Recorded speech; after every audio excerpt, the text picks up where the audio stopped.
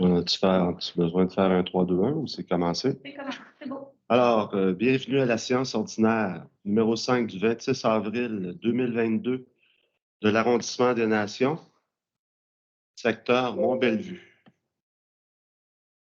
Alors, adoption de l'ordre du jour, on a des petits changements. Le point, est-ce qu'il a été retiré sur le conseil sans papier, on dirait? Dans les dossiers annexés à l'ordre du jour, il n'est pas présent, mais sur l'ordre du jour, il est présent. Donc, c'est le 6.1.1 qui est retiré. Voilà. Et on va rajouter un point, le 7.2, motion. Motion pour demande de PIA. C'est bon, c'est commercial. Et c'est tout. Ça va pour l'ordre du jour. Lecture et approbation du procès-verbal numéro 4 du 29 mars 2022. C'était beau pour tout le monde. Au point 3.2.1, arrondissement des Nations, comité consultatif d'urbanisme, dépôt du procès-verbal du 10 mars 2022. C'était conforme. Alors, nous en serions à la période de questions des personnes présentes. Alors ici, j'ai la liste, c'est la liste verte, hein, ici. Alors, question c'était-tu Charles? C'était-tu toi le premier? Qui voulait poser des questions ce soir? 1, 2, 3, 4, 5. OK, alors on commence avec Monsieur Charles Miquelon. Charles Miquelon, j'habite au 2281 rue Deneau, à Sherbrooke. C'est situé proche de l'Université de Sherbrooke, entre l'Université de Sherbrooke et la plage Blanchard. Je viens ici pour un point majeur, c'est-à-dire un projet qu'il y a eu sur le 23-31 Côte-Ouest qui a fait prendre conscience de plusieurs problématiques dans notre secteur. J'aurais aimé ça de Mme Luz. C'est-tu Luz? Luz. Soit là parce qu'elle avait dit quelque chose, puis c'est dans ce contexte-là aussi que je peux en faire bénéficier tout le conseil d'arrondissement. C'est-à-dire que moi, mes grands-parents, mon grand-père maternel, il a fait la Deuxième Guerre mondiale.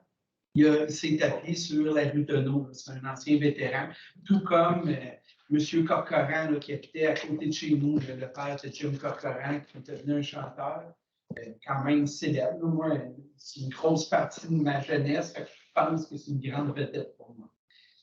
Par conséquent, j'ai connu un quartier qui a évolué à travers les années, là, où est-ce que j'ai les personnes qui résidaient dans le quartier travaillaient aussi dans les différentes industries à côté. C'est un quartier ouvrier où est-ce qu'on allait à l'école Saint-Esprit. Moi, je me rappelle, ma mère est allée à l'école Gagnon qui était à côté. Ça prenait beaucoup d'écoles Gagnon qui est devenue Eastern Township, là, juste à côté de l'école Saint-Esprit. Il y a eu beaucoup de construction d'écoles pour les familles, que ce soit aussi Marie-Médiatrice. Ce développement-là a eu lieu bien avant l'érection de l'Université de Sherbrooke, où est-ce que je travaille à l'Université de Sherbrooke, là, mais avant l'avenue de l'Université de Sherbrooke en 1955 ou 50, qui a fait évoluer le quartier, où est-ce que maintenant, les maisons qui sont rachetées souvent sont faites pour des maisons de chambre, où est-ce qu'on loue, ça a évolué. Est-ce que c'est en mieux, en bien? Moi, j'ai choisi de construire ma famille il y a 15-20 ans dans ce quartier-là pour continuer un héritage que je trouvais pertinent. Dans ce chemin-là, c'est toutes les histoires qu'on m'a racontées dans la rue. Là. Le parc Blanchard il a été construit par plusieurs personnes. On a fait évoluer c'est un groupe de jeunes qui s'est mobilisé pour faire une plage au bout des industries. C'est de quoi que plusieurs personnes qui sont encore dans le quartier tiennent grandement à conserver. Puis, une chose majeure qui est écrite, on est tanné de se faire passer pour des sentiers étudiants, alors qu'on essaie seulement de préserver notre milieu, surtout familial, de toutes ces agressions qui auront bientôt des conséquences irréversibles. Parce qu'il y a du monde, parce qu'ils vont voir les étudiants calmement et dire, regardez, là, vous faites du bruit, il est 10 heures le soir. J'aimerais ça, demain, je travaille. C'est un milieu où est-ce qu'il est rendu peut-être qui évolue, mais qu'on n'a pas l'impression que l'urbanisme a été pensé et évolué dans notre quartier. On n'a rien qu'à penser, c'est la rue Prunier, il y a eu une grosse bâtisse de 3 étages qui a été construite qui déguise le quartier. On n'a rien qu'à penser en arrière du cul-de-sac où est-ce qu'il y a 96 lofts d'étudiants dans un stationnement. Je trouve que la vision de l'urbanisme dans notre secteur est à voir. Qu'est-ce que le 23-31 a apporté? Puis a apporté énormément de mobilisation. Les 70-85 noms là, ont été trouvés en l'espace d'une semaine. Une semaine à moins 40, où est-ce qu'on a fait rien que quelques fois, que le monde, après ça, ils m'ont rappelé pour vouloir signer la pétition parce que ça fait boule de neige. Là, on a rencontré, Paul était là, on a fait une mobilisation pour certaines personnes qui étaient des acteurs clés, puis on a eu facilement 20 personnes qui s'est présentées à l'église. Moi, je viens ici, j'ai été mandaté par quelques personnes. Là. On ne constitue pas un regroupement loin de là. C'est rien que tu bouches à l'oreille. Mais on tient à inviter les différents conseillers à venir à la prochaine rencontre du promoteur qui va être le 25 mai. Je pense que ça va être important que les conseillers du conseil d'arrondissement soient là, qui voient qu'est-ce que les différentes personnes disent. Puis tout comme avec Pitfarm, où est-ce que je participais, puis là, je fais un parallèle, là, ça, tout le monde parlable, ils ne vont pas crier après le monde, là, loin de là, là. On veut trouver des solutions, puis travailler en amont, travailler à des solutions qui ont peut-être été oubliées à travers le temps. Tout le monde qui sont là dans le quartier depuis 60-70 ans. On veut vous inviter, puis Mme Louz aussi, puis les différents membres de l'arrondissement. Ça va être à déterminer. On n'a pas encore eu la confirmation officielle. Je regarde Paul là, pour. Je pense que ça va être à l'église Saint-Esprit. Oui, mais je ne sais pas l'heure, c'est 18h30 ou 19h. Je vous le ferai parvenir, Robert.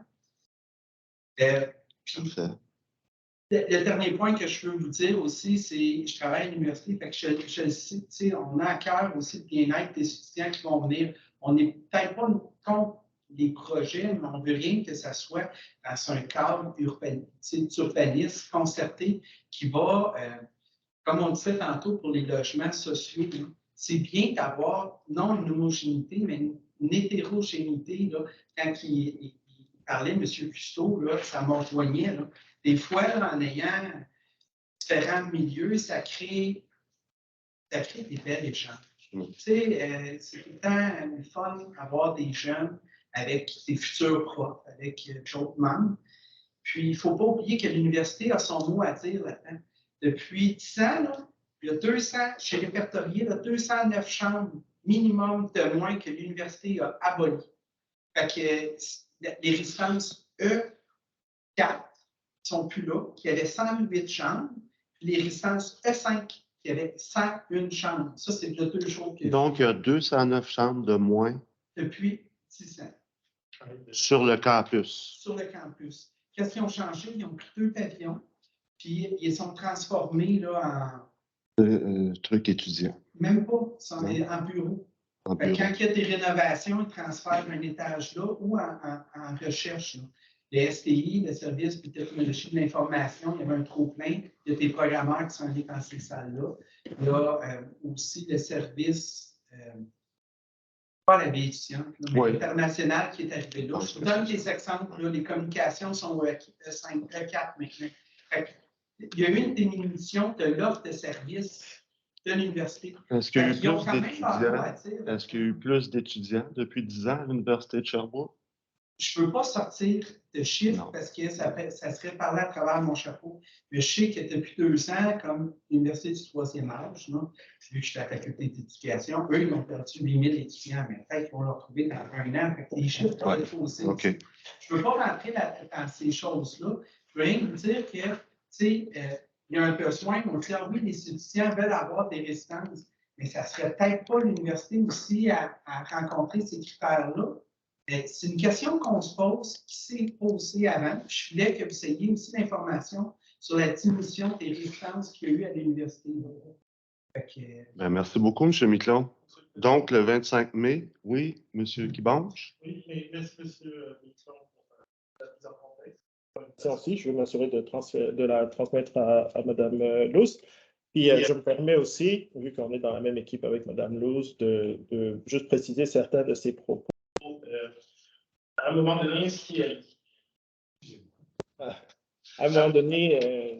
a parlé de l'image que certaines personnes peuvent avoir des étudiants, c'est peut-être parce que c'est comme aussi un message qui avait été reçu, là, que les étudiants font de la fête car, puis qu'ils troublent un peu le quartier, mais elle est autant que je peux me porter garant de ces paroles-là, elle ne voulait pas dire que les gens sont anti-étudiants. Elle voulait juste dire que, si je me rappelle bien son intervention, ce que ça prendrait, c'est un dialogue. Et moi, je suis vraiment content que vous disiez qu'il faut...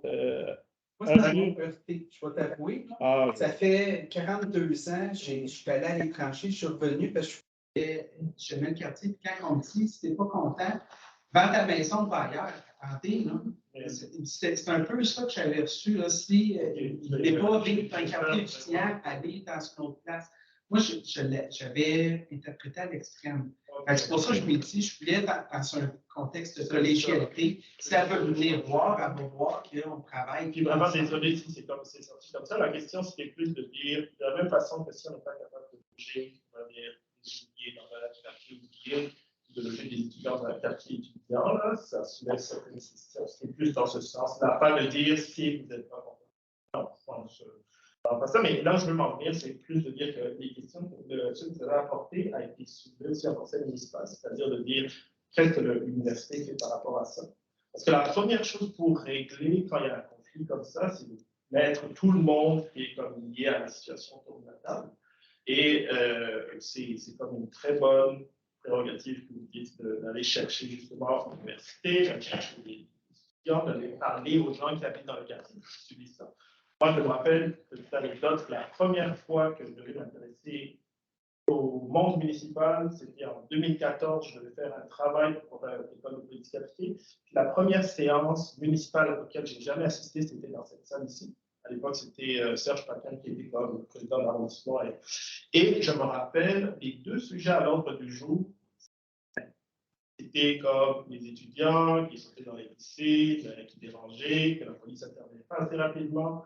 Et moi, je trouvais ça intéressant, je prenais des notes, je disais, je ne savais pas qu'il y avait cette dynamique-là. Et je trouve ça comme intéressant que 8 ans plus tard, la même dynamique est encore à l'heure. C'est-à-dire que là, il va falloir faire une différence et travailler avec tout le monde autour de la table pour régler ça. Une des choses qui avait déjà eu, puis je veux me répéter le conseil. On termine là-dessus. C'est qu'il y avait le comité, là, il y avait un comité. Il existe toujours. Qui existe toujours? OK. Où est-ce que. On se rencontre à la 3e semaine de mai. Le comité il a été restreint. Il est moins gros qu'avant, mais on se rencontre toujours avec 2 fois par année. Oui. Et s'il y avait des résidents, où est-ce que c'était? Il y a des résidents aussi sur le comité. Ah, il y a des résidents? Oui. Je ne savais pas qu'il y avait. Ouais. Des citoyens. Des citoyens.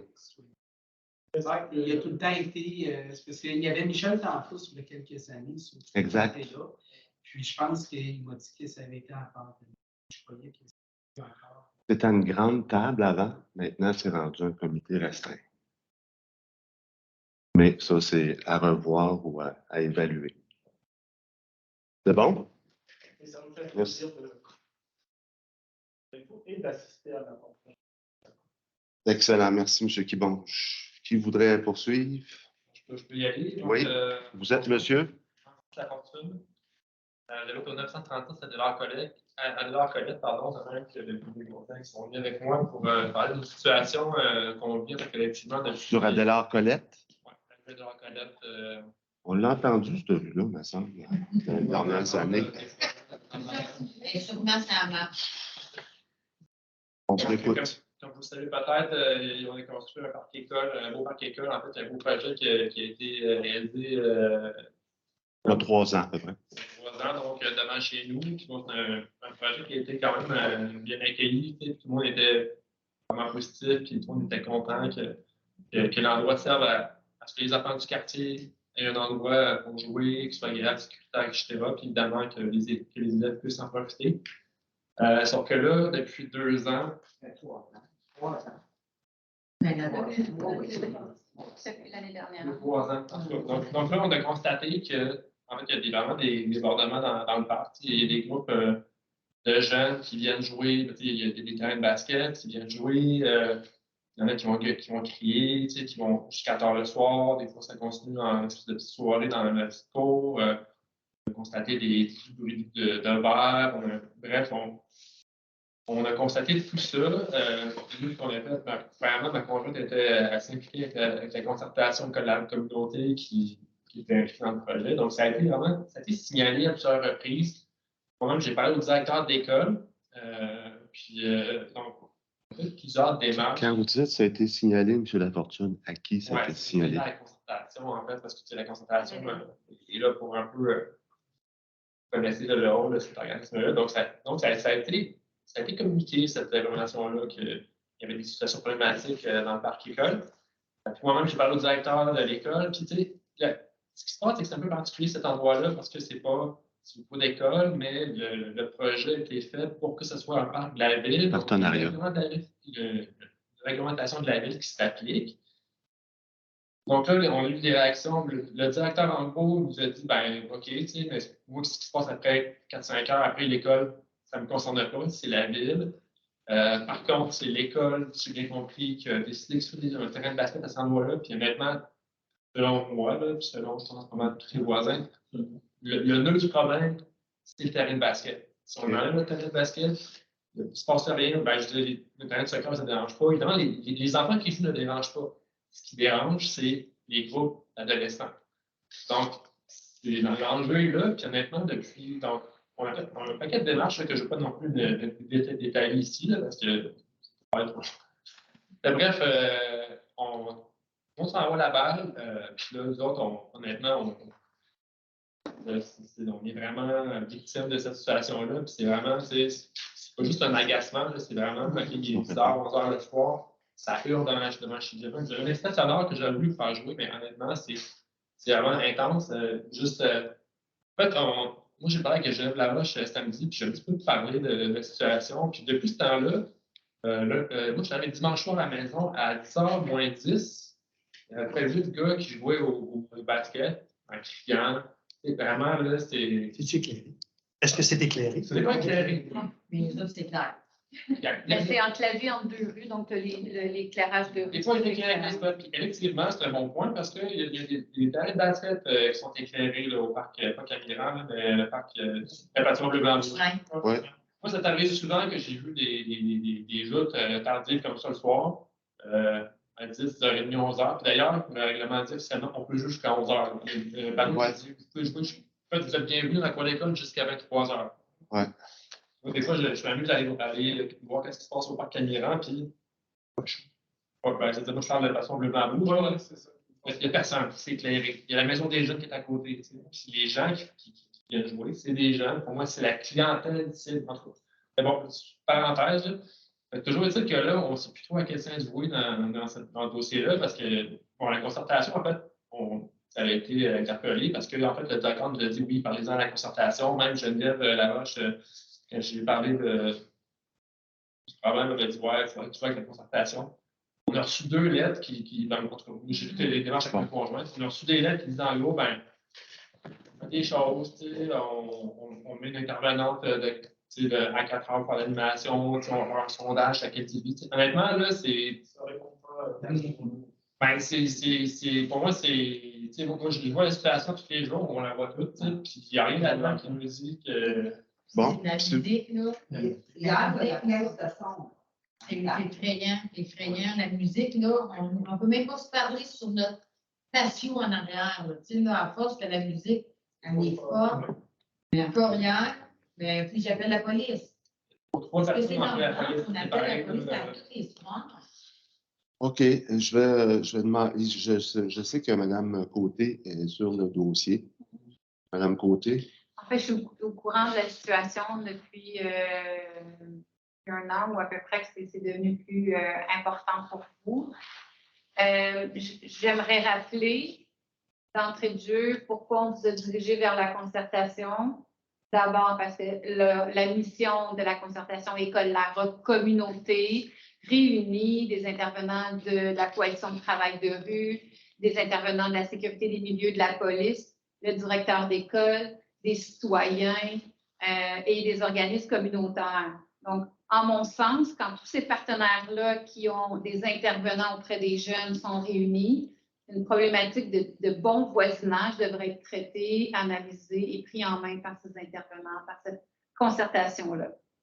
Donc, ça a été moi, ma première avenue quand Karine Godbout m'a parlé de cette situation-là. Je lui ai dit, ben, c'est la mission de la concertation. Elle travaille déjà beaucoup dans le milieu avec les HLM pas trop loin. Elle travaille avec les ados. Ils font une programmation pour les ados, justement. Donc, c'était l'avenue.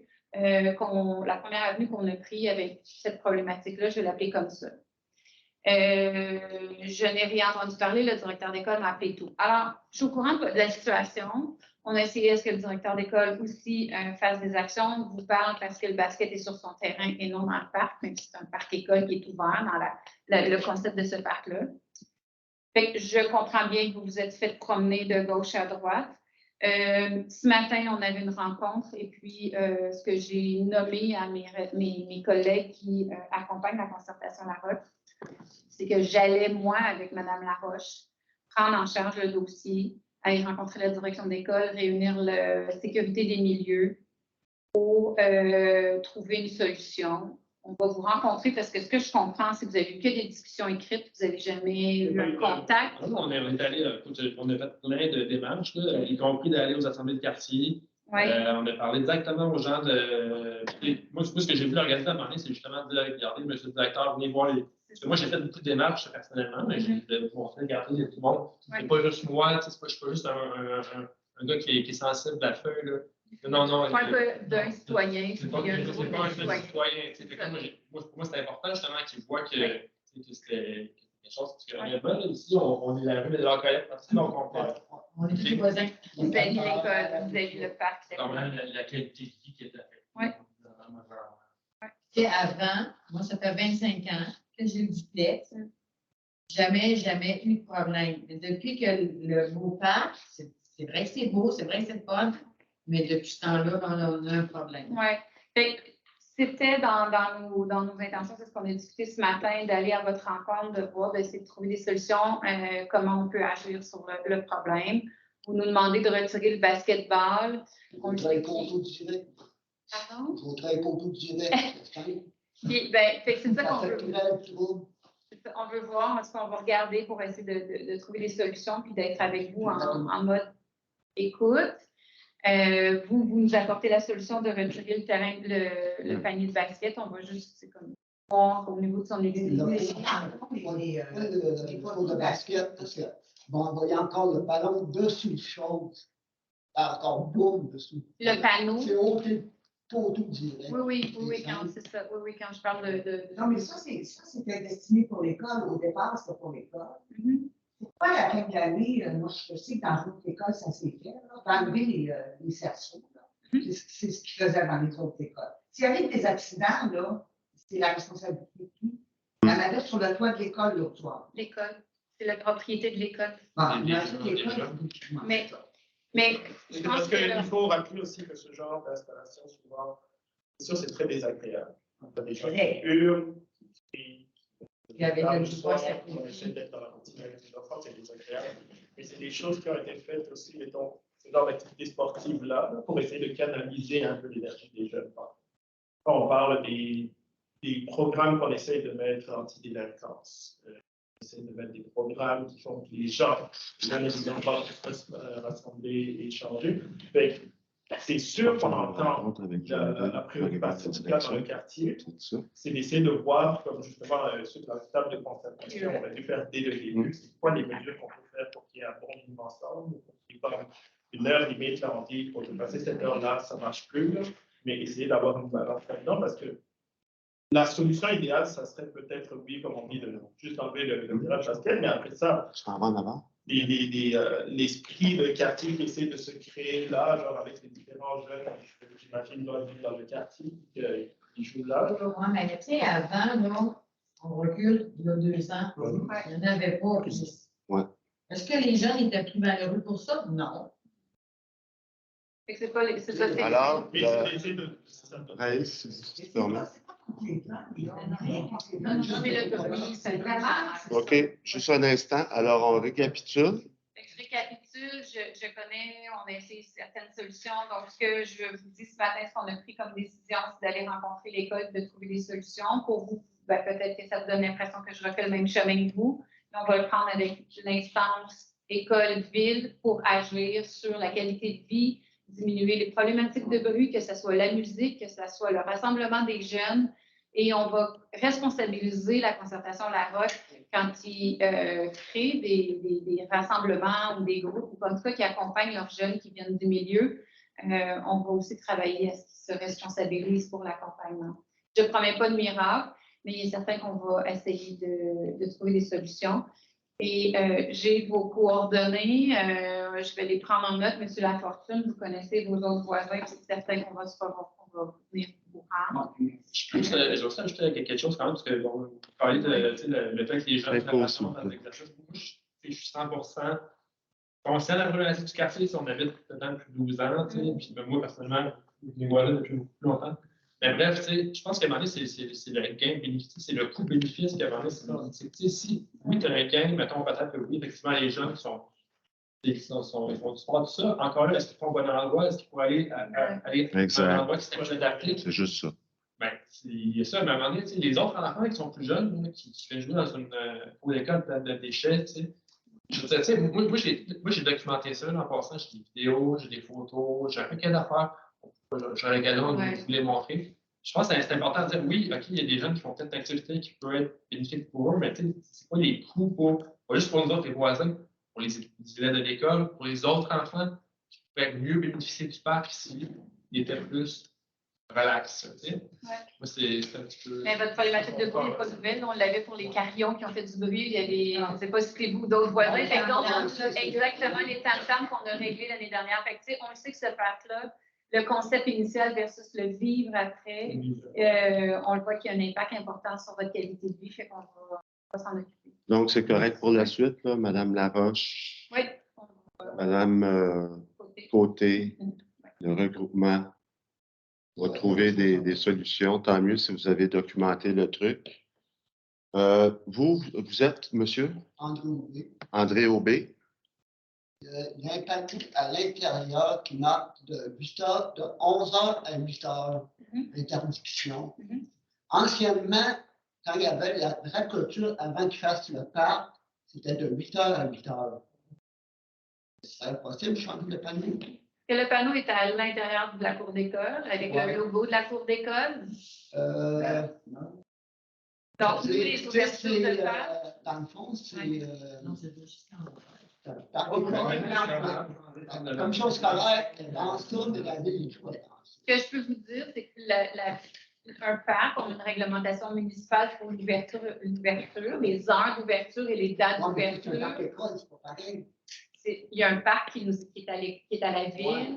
Donc, la réglementation municipale, c'est de ne pas faire de bruit, de pouvoir utiliser le parc de 7 h le matin à 11 h le soir, de 8 h à 11 h. Mais là où ce que je peux vous dire, c'est que la réglementation municipale, quand on a une nuisance de bruit, que ce soit votre voisin qui fait du gazon répétitif, qui fait sa tombe de gazon répétitif à une heure incroyable, c'est une nuisance de bruit. Donc, peu importe les heures d'ouverture du parc, s'il y a un bruit qui est dérangeant, ben, c'est une nuisance par le bruit qu'on se doit de traiter. Au-delà des heures d'ouverture et fermeture. OK. Fait qu'il faudrait vérifier là, la pancarte et tout, là, en même temps de regarder tout le dossier puis voir qu'est-ce qu'on peut faire de ce côté-là. Si là, ça continue jusqu'à 2 h, oui, donc, je vais dormir pas trop dans le mèche marabout, comme on dit. Ouais. Penses-tu qu'elle me voit ma face dans le mèche pas tellement? S'il y en a un que j'aime pas, j'ai une histoire, c'est qu'il vient. OK. Donc, on prend ça en main. Geneviève et merci. Monsieur Quérillon? Ben oui, Monsieur Quérillon. Monsieur le conseiller. Monsieur Quérillon, Thomas Roubaléon 76 au CC, à l'ancienne ville de la Stade. Ça fait 25 ans que je suis installé dans le quartier. Je suis installé dans le quartier à cause des installations sportives qui avaient été vraiment. Il y a une police qui avait des bars, il y a un soccer, il y a tout sur la patinoire extérieure. J'ai envoyé un courriel à Mme Laroche. Après les fêtes. Concernant la patinoire extérieure, en fait, comme quoi j'étais déçu que la patinoire extérieure chez nous, elle a ouvert après les fêtes, vers 3 ou 4 ans. On se comprend qu'on a eu un épisode de 2 temps là, entre on voit les gros talents dans ce moment-là. Par contre, Mme Laroche, elle m'a confirmé qu'on avait ouvert le parc. Où on avait ouvert les patinoires en fonction de l'achalandage de l'année précédente. Que nous autres, selon un sondage qui avait été fait, étant donné qu'il y avait beaucoup de monde qui était venu au parc, ben là, on a été à peu près la dernière patinoire à Sherbrooke qui a été ouverte en patinoire extérieur. Je suis déçu un peu de ça. Parce qu'il faut comprendre que pendant l'année de COVID, la dernière année de COVID, c'est pas compliqué, la patinoire extérieure, la seule chose qu'on pouvait faire dessus, c'était le patinoire. Comme il faut jouer au hockey. À nos sondages, je ne pense pas qu'il y a un joueur de hockey qui s'est déplacé l'année précédente. Mais là, on n'avait pas le droit de jouer. La deuxième chose, j'ai été déçu également. Moi, ça me fait de la peine, c'est pour les enfants. Premièrement, pendant la période des fêtes, on n'a même pas accès à la patinoire. C'est quand même un quartier qui a pas mal d'enfants. L'école était agrandie. Là, avec le plateau de Belvédère, on parle de Belvédère, là, ça pousse comme des chacun. Je suis déçu un peu, et pour moi-même, et pour les enfants. Deuxièmement, ben, c'est la même chose, c'est répété pour la période de relâche. Après la période de relâche, encore là, les enfants, on n'a pas eu accès à la patinoire extérieure. Là, je pense, je peux me tromper, mais il y a eu des travaux qui ont été faits près du restaurant. Je ne sais pas si c'est parce qu'il y a eu un problème d'alimentation en ligne, quoi que ce soit. Et encore là, on n'a pas pu, bon, j'imagine, de rétablir le courant, quoi que ce soit. Nous autres, on n'a pas eu de patinoire extérieure. Quelques jours avant la semaine de relâche, puis toute la semaine de relâche. Je trouve ça un petit peu dommage. Encore là, c'est des enfants qui ont été payés. Parce qu'on comprend aussi que supposément que ce quartier-là, c'est un quartier avec une forte population défavorisée. Je me dis au moins quand c'est plein de maison, on peut aller patiner. J'avais également envoyé un courriel à Mme Laroche concernant les terrains de tennis. Premièrement, je remercie la ville de Sherbrooke. L'année passée, ils ont fait des travaux au mois d'août. Je trouvais ça un petit peu désolant, en pleine période estivale, de fermer les terrains de tennis de 4 à 6 semaines. Pour les travaux de réfection, on est content, on a des nouvelles installations. Moi, j'avais la perception l'année dernière qu'on ferait des terrains de tennis au complet. On arracherait tout, qu'on commencerait. Finalement, c'est pour ça qui est arrivé. On a réduit la hauteur des poteaux des clôtures. On a remplacé des clôtures extérieures. On a refait la surface de A à Z avec du latex, en tout cas des polymères qu'on étend pour égaliser notre niveau. Et puis, on avait remplacé les poteaux qui supportent les cheveux. Moi, personnellement, là, on entend souvent Mme Gaudin dire des fois, il faut avoir des ambitions pour être capable de se payer. Je me dis, pourquoi avoir réduit la hauteur des poteaux? C'est ridicule. Pourquoi avoir remplacé une clôture qui n'avait pas trop de dents? Je veux dire, le seul inconvénient, des fois, on avait les balles venues en dessous, on allait à l'extérieur, on était capable de vivre ça. On va retirer les poteaux qui tiennent les filets. C'est une méchante chose, parce que y a tout le sport en retour là-dessus. On les a retirés, on les a retirés. Moi, je pense que c'est l'endroit le plus vulnérable quand il va y avoir des mouvements de terrain. Ça va casser d'abord. Mais en tout cas, je me questionne sur vraiment la pertinence d'avoir fait ces travaux-là, quand, dans le fond, de refaire la surface pour l'année passée. Je pense que ça aurait été amplement suffisant. Je pense que ça vaut peut-être la peine aussi que la firme qui a fait les travaux puisse peut-être y retourner parce qu'il y a des petits défauts. Il semble avoir des cloches à certains endroits. On dirait qu'à certains endroits, il y a des joints aussi qui apparaissent. C'est quelque chose qui vient d'être fait, qui a passé l'hiver avec les aléas de la température complète. Bon. J'avais parlé également à Mme Laroche du mur de tennis, du mur de ciment, sur lequel on peut pratiquer. C'est le seul en ville est installé. On est chanceux, on est seul qui a ça. Par contre, la surface qui est devant nous, là, actuellement, elle commence à être lézardée, c'est une surface en asphalte. Elle commence de plus en plus avec les arbres. Des fois, on frappe sur le mur, la balle revient, et ça se promène un peu partout. C'est pas un budget de 10 000 $, qu'on demande. C'est peut-être juste de rémunérer ça, de remettre de l'asphalte, de remettre du ciment, parce que vous voulez, d'avoir une surface le plus intéressante pour pratiquer, parce qu'on est seul en ville. Le centre récréatif de la province, ça vient pour ça.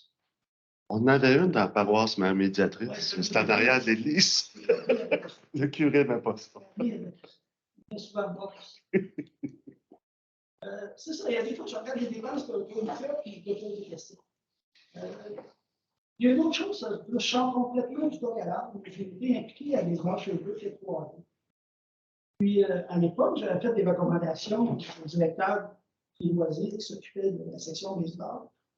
J'avais dit, entre autres, mon parc Mi-Vallon, en Forest, j'avais dit, écoute, c'est en ouest, c'est résidentiel. Ce serait le fun d'aménager ça, mettre un peu d'argent là-dedans, puis faire un beau petit terrain avec ça. L'année passée, j'avais fait des travaux majeurs également en fin de saison au parc Cambon. Au contraire que ces 2 terrains-là, ça s'adresse à des enfants de 13 ans et moins. Moi, je ne comprends pas pourquoi vous vous entêtez à mettre du gazon au champ intérieur de des petits terrains comme ça. Premièrement, vous avez une équipe volante qui fait l'entretien des terrains.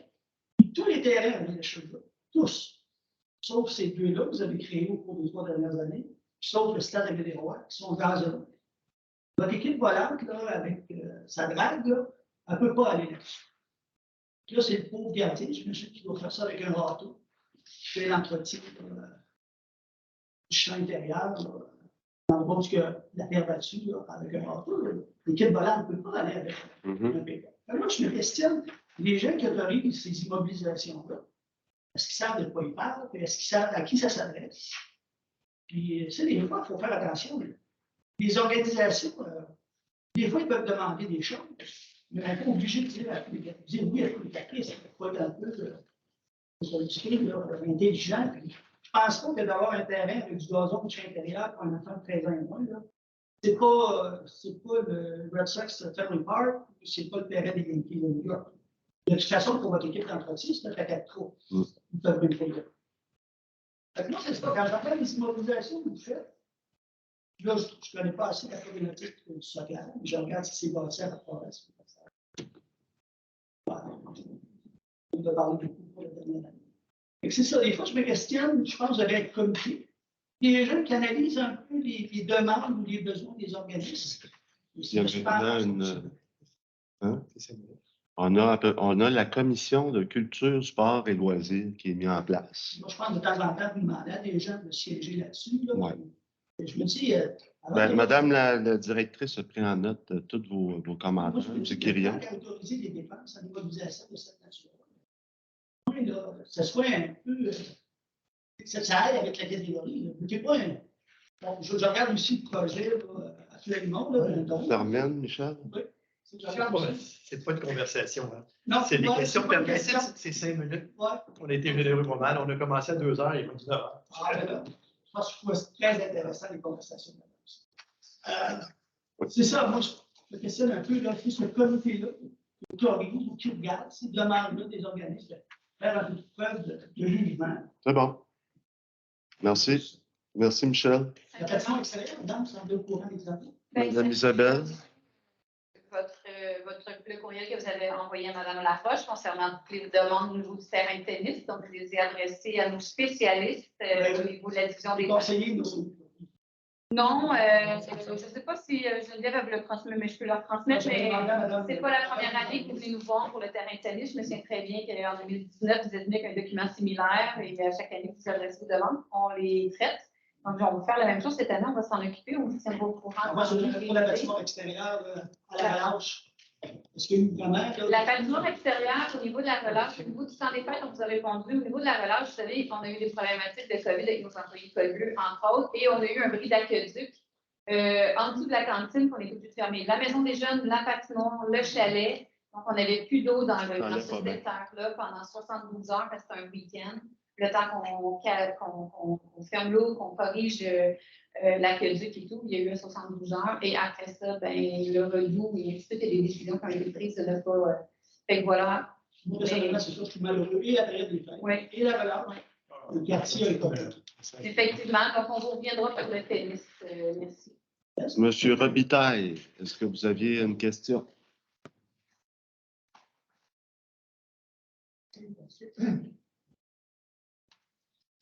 Non.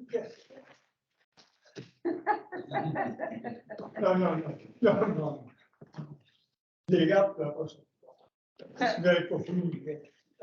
La dernière assemblée, j'ai parlé des scouts. Je ne sais pas si vous avez pu avoir la chance d'aller sur. Ce que j'ai fait une clé. OK. Est-ce que je peux remettre la clé à ma clé? Ma clé, si vous voulez la télécharger pour voir, c'est 10 minutes. C'est bon. C'est sans virus. Très bon. Ah, ça prend ça.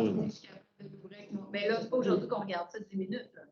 Votre intention, c'est quoi? C'est que Puis je la prendrai à la prochaine session. le mois suivant, on se voit à Jacques-Cartier. Oui, mais pas comme ce soir, je vais aller à Jacques-Cartier. Oui. La distance, oui. On vous écoute, M. Robitaille. C'est tout, et merci Marc en passant. Madame Nathalie, c'est elle avec qui j'ai parlé quand on a finalisé le ruisseau des Scouts d'homologation. Les contacts sont. La ligne était bon. Merci, les monteurs. Merci beaucoup. Utiliser plus que 5 minutes à ma question, je voulais vous remercier. Ça fait plaisir, Charles. Alors, le point 6.1, il était retiré. Le point 7.1.1, dépôt du suivi des interventions du conseil d'arrondissement du 29 mars.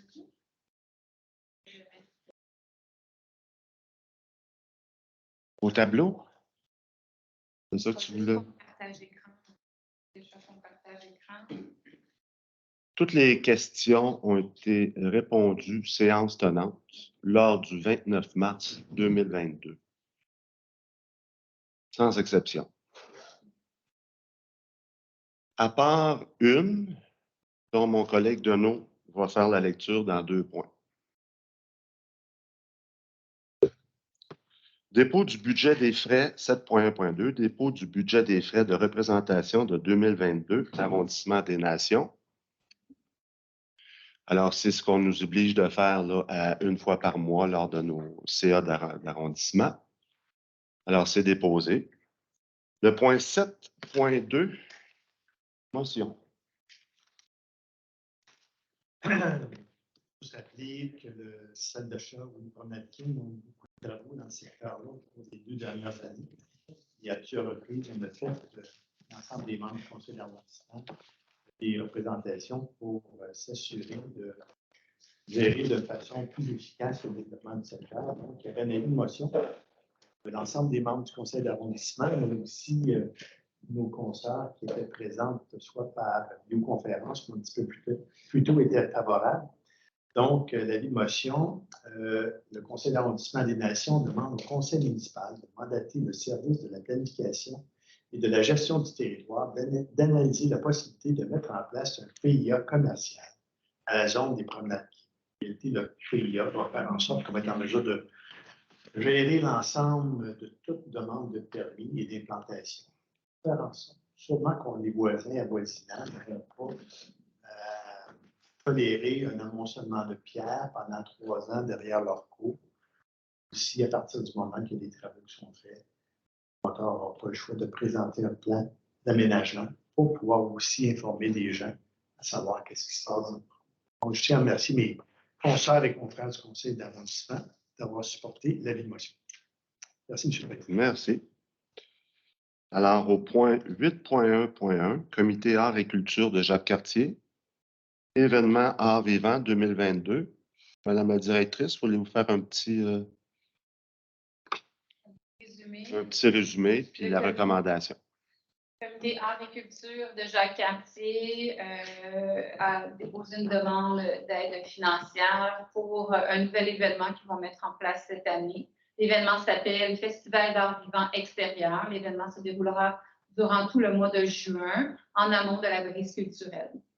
Alors, l'événement va regrouper 4 organismes partenaires sherbrookois, 18 artistes, 17 activités réparties sur 14 jours.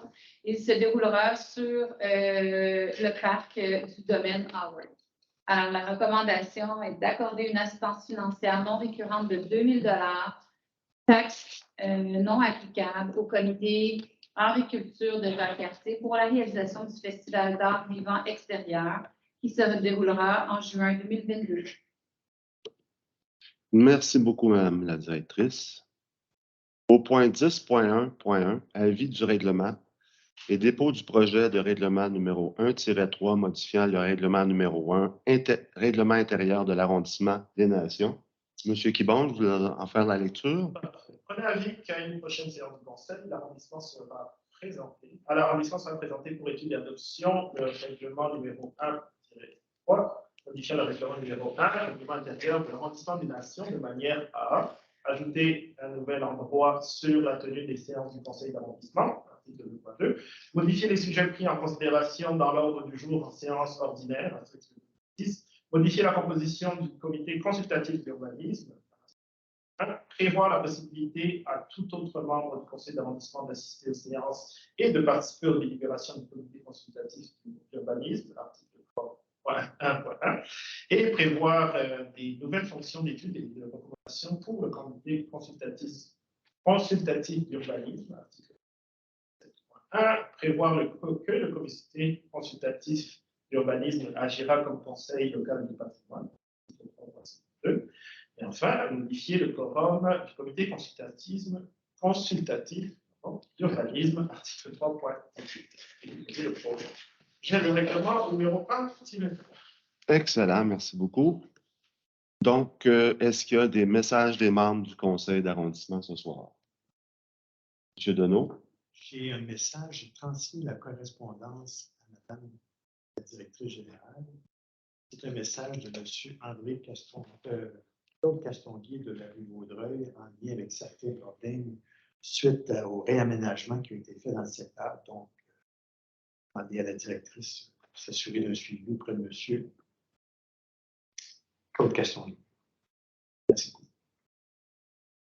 Merci beaucoup, Monsieur Deneau. Alors, pour ma part, j'aimerais envoyer une lettre de remerciement à Madame Lisanne Galland, qui a été à la tête de Traces et Souvenances pendant plusieurs années à la ville de Sherbrooke, qui a pris sa retraite et qui a décidé de passer le flambeau à Guylaine et Marianne, j'oublie leur nom de famille. Donc, je leur souhaite bonne chance, mais surtout, je remercie de tout cœur Lisanne Galland pour tout ce qu'elle a fait avec son projet Traces et Souvenances, qu'on peut encore bénéficier partout dans la ville, des activités culturelles et historiques, entre autres. Alors, sur ce, je lève la séance. Merci beaucoup.